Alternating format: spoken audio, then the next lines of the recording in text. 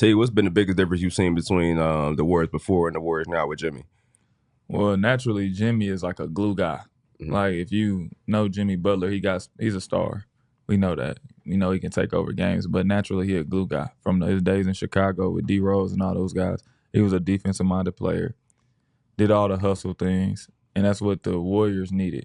Another guy who could guard.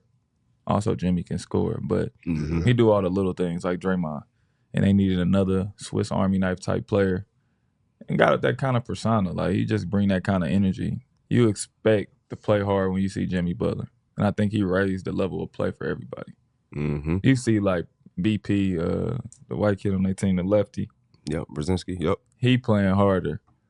You got guys coming off the bench, the energy just a little different, and I think it was good to have another voice. I mean, I know people hear Draymond all day, but like they probably was tired of hearing him. Yeah. You know how some people you can kind of mute out, like man, he always talking shit.